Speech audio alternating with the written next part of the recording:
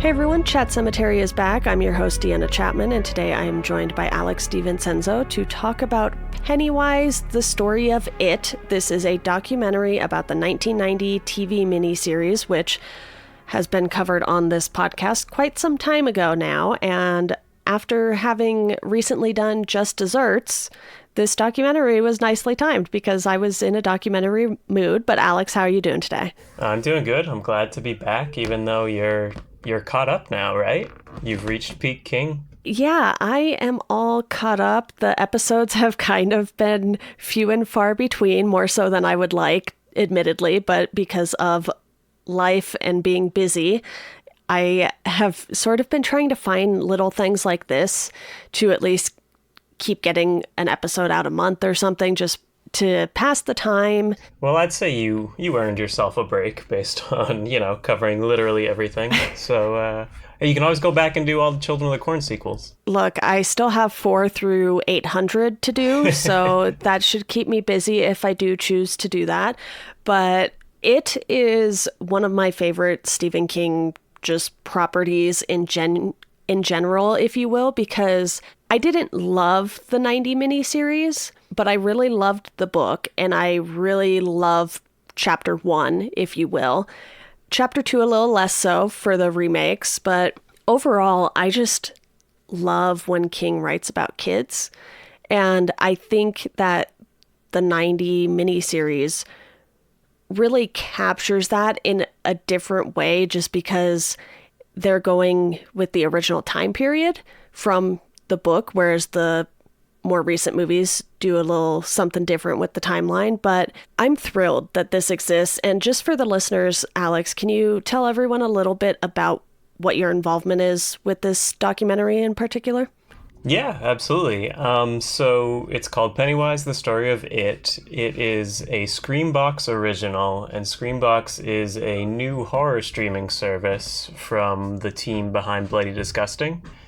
And I am helping them with some publicity and running their social media. So this is shameless self-promotion, but I would be happy to talk about this documentary even if I wasn't involved at all. I had no involvement in the actual making of it, just the promotion.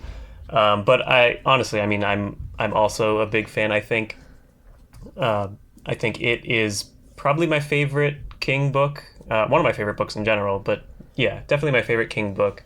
I appreciate the miniseries. Now, I assume is also the case for you, a little too young to have seen it originally.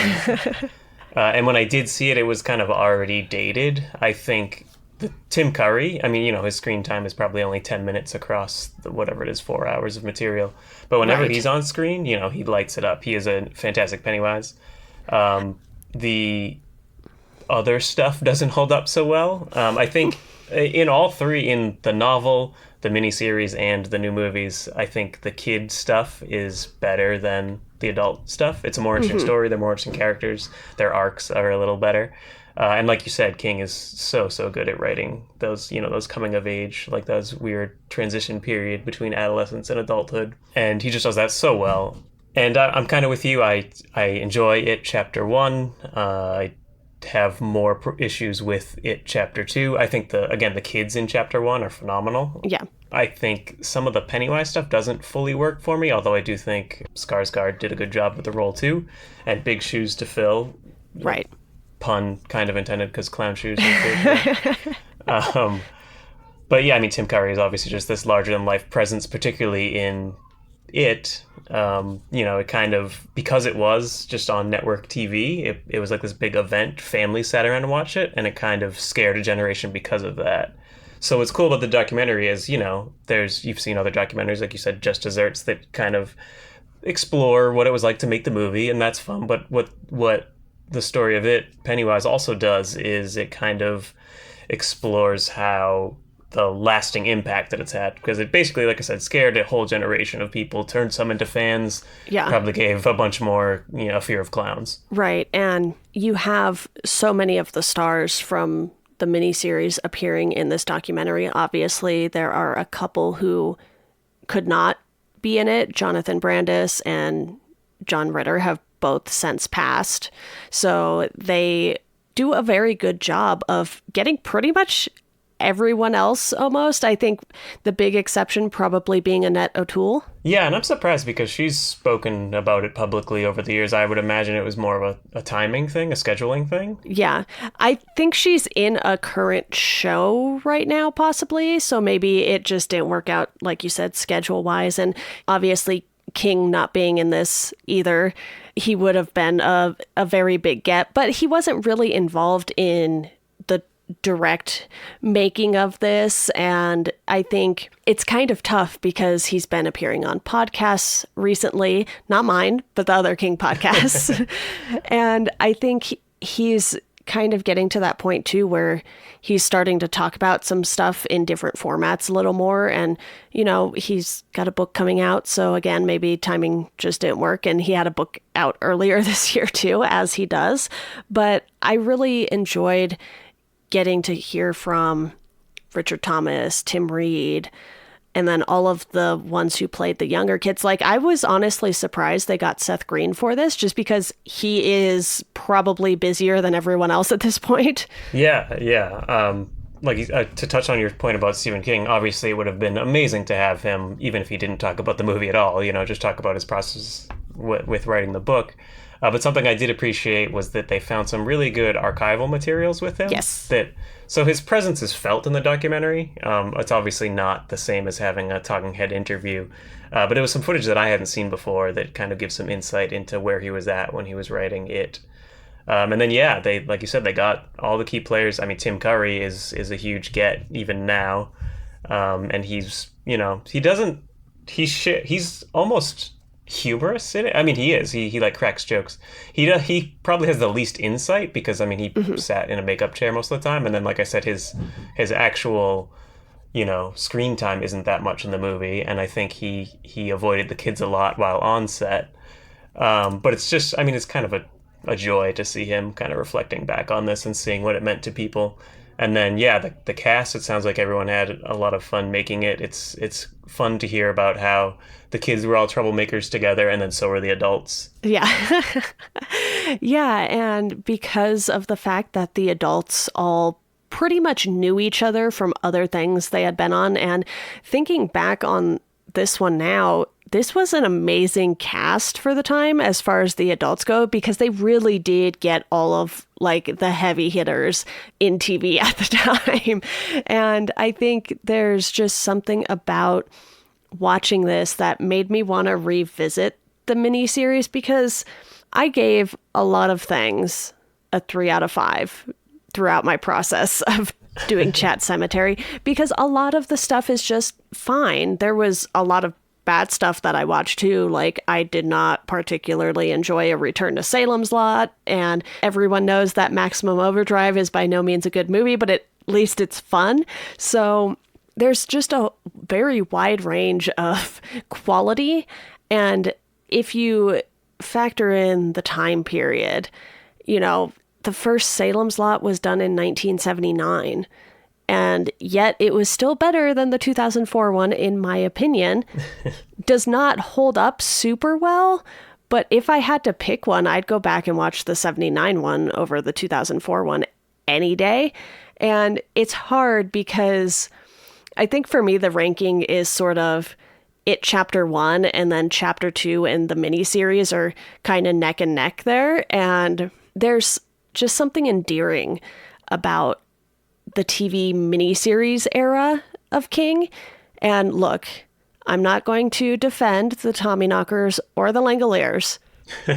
You won't find me doing that. But I think it is worth defending because of how much care went into this, how much time went into this. I didn't realize how many days they spent filming this in Canada. Yeah, they go into that in the documentary. But really, if you break it down, considering the runtime of the miniseries in total, it wasn't a ton of time. And, you know, same with budget wise, like, you know, they had a decent amount of money to make it. But again, compared to a feature film, it's not that much. They're making more, you know, more minutes of material for less money. Right. But yeah, it's like you said, it's kind of charming in its datedness, I think, because yes, obviously, you know, certain effects won't hold up, but if you could put yourself back in a 1990 mindset where, like, you know, this kind of stuff you didn't see on TV. You didn't see this much blood or, death, particularly danger to children, which again, they touch on that in the documentary.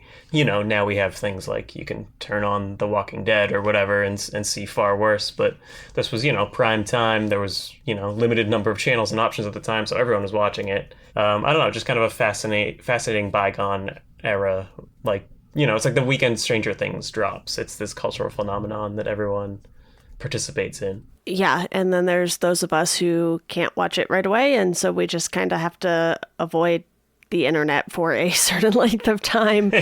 But I feel like this is certainly of an era that just doesn't really exist anymore because, like you said, limited channels, you had to tune in or record it on a VCR, and I wish they would bring this kind of stuff back, even if they did it through streaming and it was like, okay, part 1 drops this day, part 2 drops this day, kind of like what they did with the Fear Street movies. I was just going to say that's as close as I can recall. I mean, granted, obviously Netflix is the juggernaut, but a lot of the other streaming services are doing week-to-week drops with their TV series, which I think is... I don't know, this is a weird side tangent, but we're spoiled with, the proliferation of all this content and just dropping a whole season at once so we can binge it.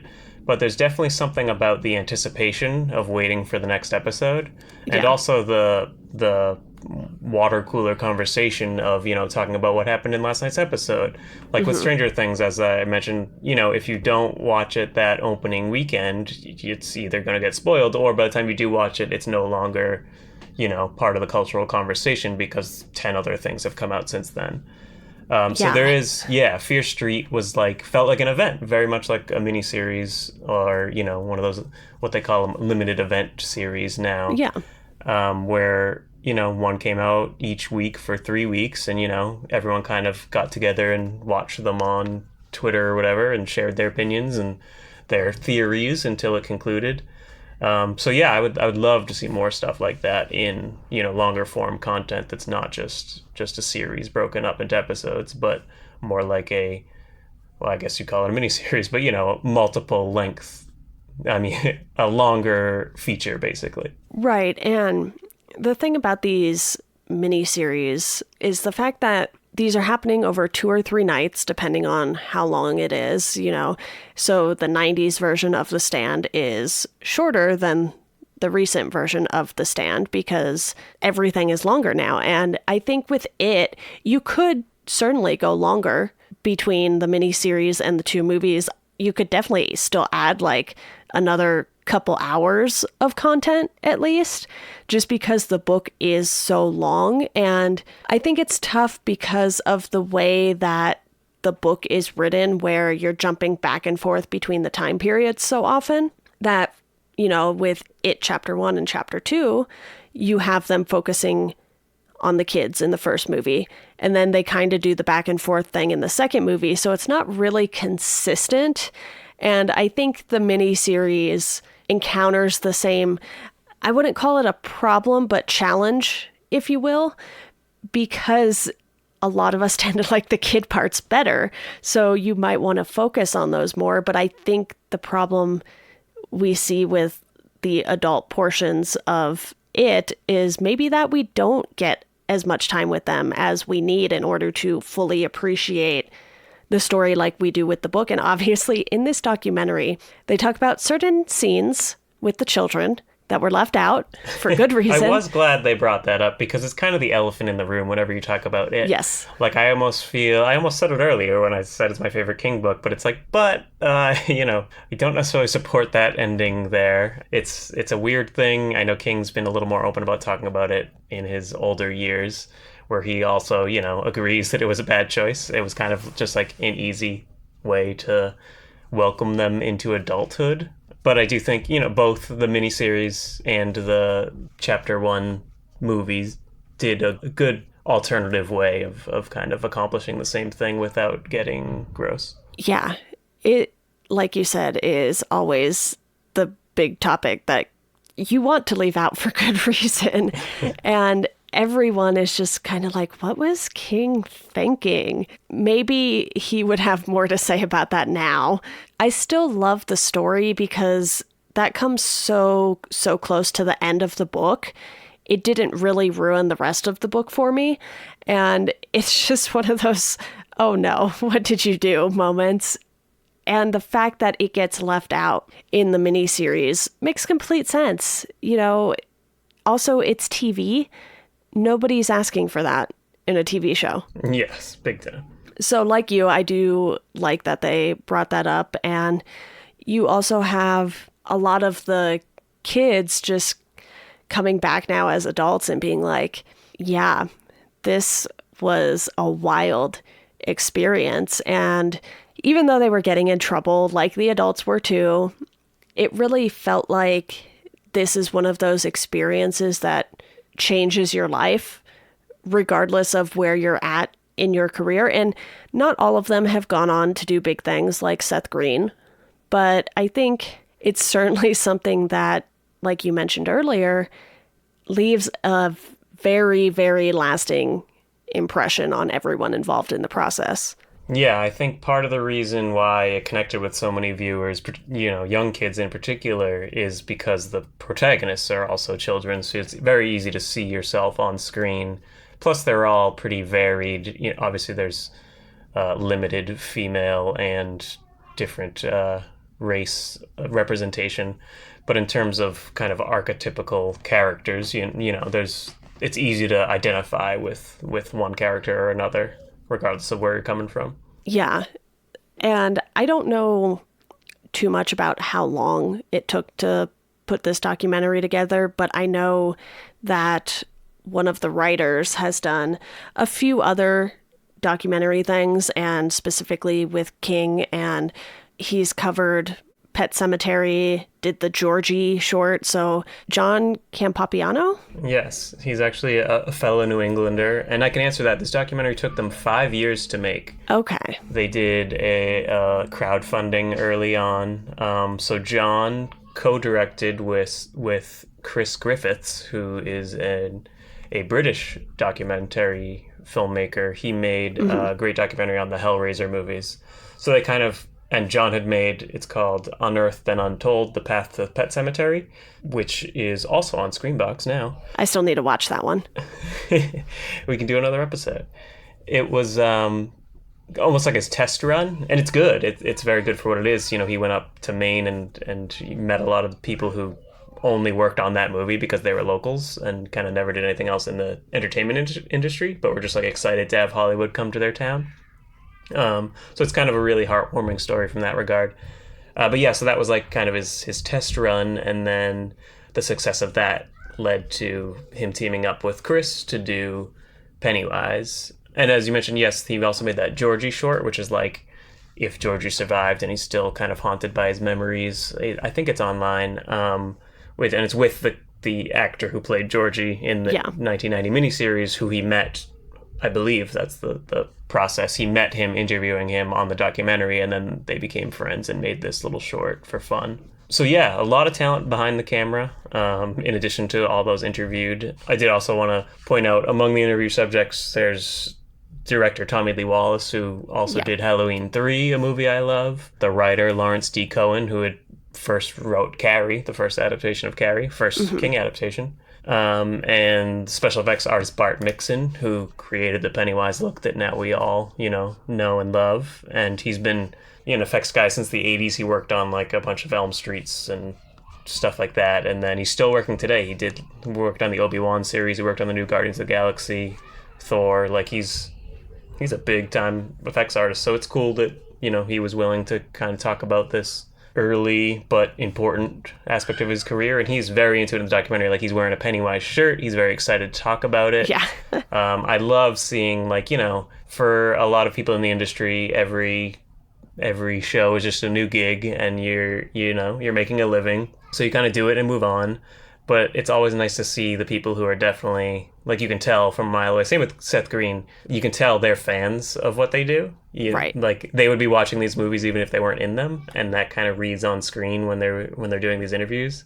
And obviously, as a nerd myself, I appreciate that very much. Absolutely. And I did appreciate how much they talked about the Johns, if you will, because they talk about, just the presence that John Ritter had. And then you hear them talking about Jonathan Brandis and not really knowing what he was going through. And it's one of those things where, yeah, they all bonded on set, but you can tell that the kids all kind of went their separate ways, and then they come back again for stuff like the documentary, reunions, and I think the adults were probably a little closer just because they already knew each other, and I still think that they did a nice job with showing how much they all ended up caring about each other throughout this whole process. Yeah, I agree 100%. I think you hit the nail on the head where it's, the kids they were all child actors trying to make it in Hollywood, which is obviously not easy for anyone at any age, but particularly children. So they really have to hustle because they're competing with, a million other kids for everything.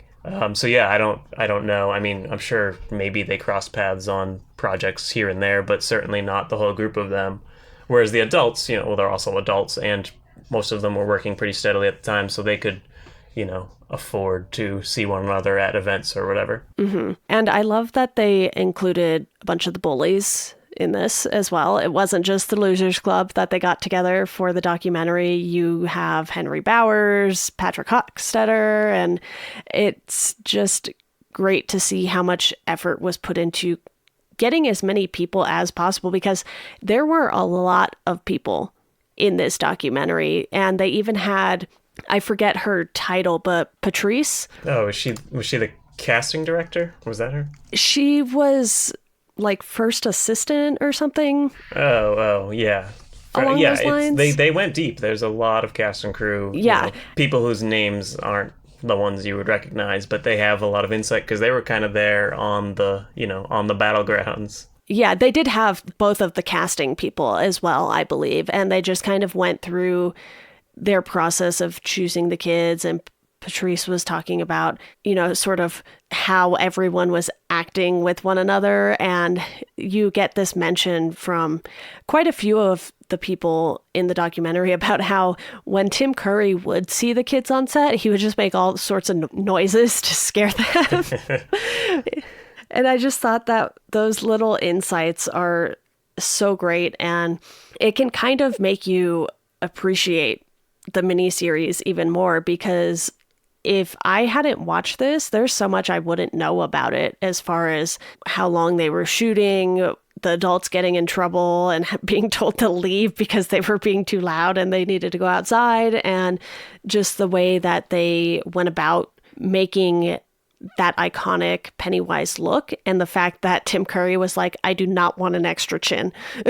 Well, yeah, I think that's a sign of a good documentary about an existing movie like these. They're becoming more and more popular these days.